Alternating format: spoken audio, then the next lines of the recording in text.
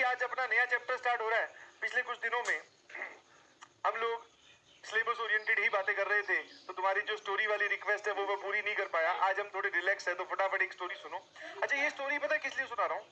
Because ये मेरे कोटा वाले मूवमेंट्स में या कोटा वाले 2 सालों में या 3 सालों में, हाँ, तो जो टर्निंग पॉइंट था ना, जहां पे एक झटका इंसान को महसूस होता है, वो वाला ये स्टोरी है। समझ में आया? जहां पर मैं केमिस्ट्री वाले सब्जेक्ट को धीरे धीरे लूज करता जा रहा था, जहां पे केमिस्ट्री को मैं धीरे धीरे छोड़ता जा रहा था कि ये अपने बस की बात नहीं है, फिजिक्स और मैथ पे ध्यान दो, तभी एक टर्निंग पॉइंट आया। समझ में आया? तो मच अवेटेड वापस से एक और कोटा स्टोरी।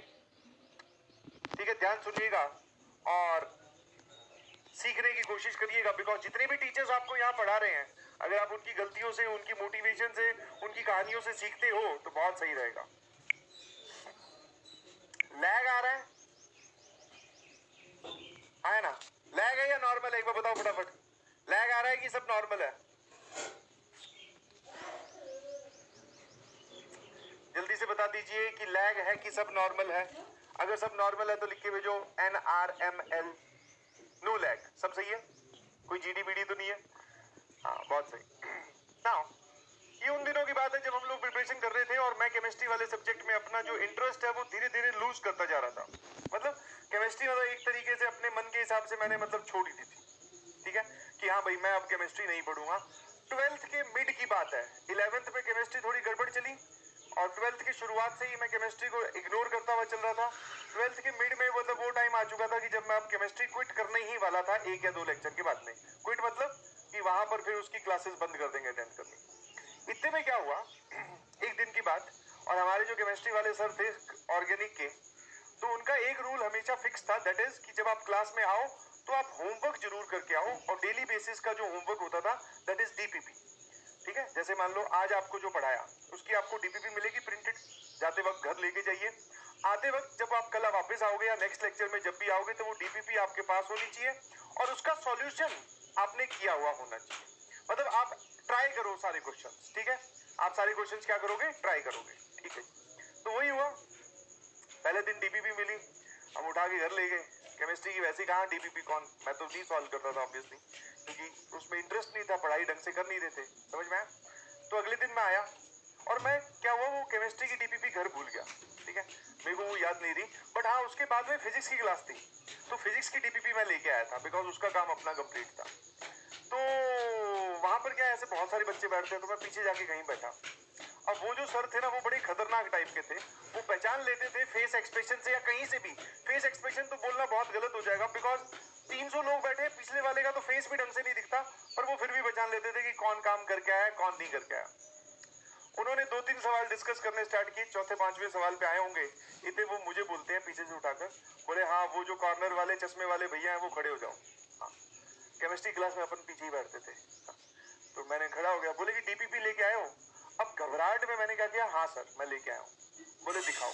तो मैंने क्या किया, फिजिक्स की हीरो बनते हुए, चाना बोलते हैं जिसको, चाना बनते हुए फिजिक्स की डीपीपी निकाली, उठाकर ऐसे दिखा दी। उन्होंने मुझे बोला बैठ जाओ। मैं क्या, बच के? बहुत बढ़िया।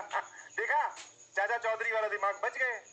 फिजिक्स की डीपीपी दिखा दी और सब लोग इधर जो अब बोलते ना पीछे बैक बेंचर्स का जो माहौल होता है, वो सब लोग वाह वाह ही कर रहे हैं। बोले वाह यार तूने सही टोपी बनाई है। मैं कहा हाँ ठीक है, अब आगे देखो, चलो पढ़ाई करो।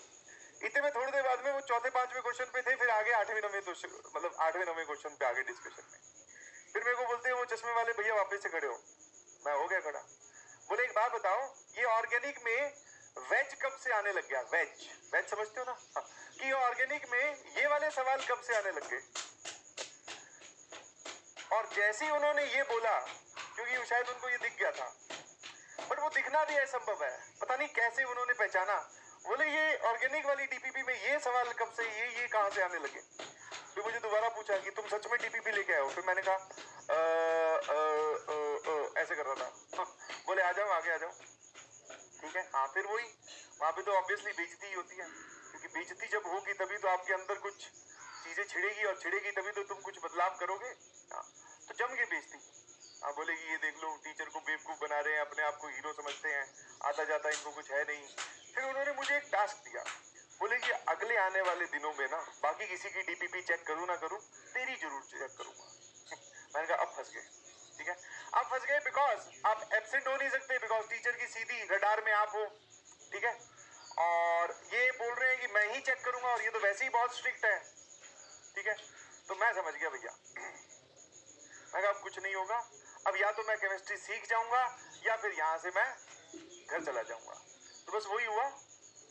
उनके जो डर की वजह से मैंने केमिस्ट्री का जो ऑर्गेनिक वाला पोर्शन था, ठीक है, उस ऑर्गेनिक वाले पोर्शन में पढ़ाई करनी स्टार्ट की, दोस्तों से पूछकर कि भैया ये, क्योंकि उसमें ऐसा भी होता था कि 10 सवाल है डीपीपी में, आप चलो कहीं से देखकर टिक लगाकर सॉल्यूशन लेके, वो ऐसे भी करते थे, बेटा इसका एक्सप्लेनेशन दो कि ये जवाब यही क्यों आएगा। तो भैया समझ के जाना पड़ता था घर से, दोस्तों से। तो उस इंसिडेंट से हुआ क्या कि मेरी जो केमिस्ट्री है जो कि बहुत बर्बाद चल रही थी, वो वापस ट्रैक में आ गई थी। तो मैं थोड़ी सी बेइज्जती हुई, थोड़ा उन्होंने डांटा, मतलब और भी बहुत सारी बातें बोली कि तुम फिजिक्स मैथ्स पढ़ रहे हो, केमिस्ट्री पढ़ने में तुम्हारे क्या जा रहा है, अगर केमिस्ट्री पढ़ लोगे तो रैंक आ जाएगी। बहुत सारी बातें उन्होंने बोली, जिसमें से मेरे में एक पॉजिटिव चेंज आया कि भैया पढ़ना पड़ेगा, बिकॉज मेरा काम चेक होगा। नाउ यहां पर मैं आप सभी लोगों का काम तो चेक नहीं कर सकता हूं, मैं आप सभी लोगों का काम तो चेक नहीं कर सकता हूं, बट हाँ इतनी सी एक चीज बोल सकता हूं कि भैया अगर आप किसी सब्जेक्ट को छोड़ रहे हो, आपको पता चल जाएगा अपने आप की वो कौन सा सब्जेक्ट है, या फिजिक्स या केमिस्ट्री या मैथ्स, ठीक है, कि इससे हम दूरी बना रहे हैं, तो समझ जाइएगा कि आपको उसी सब्जेक्ट के लिए उसी चैप्टर में ज्यादा मेहनत करनी है।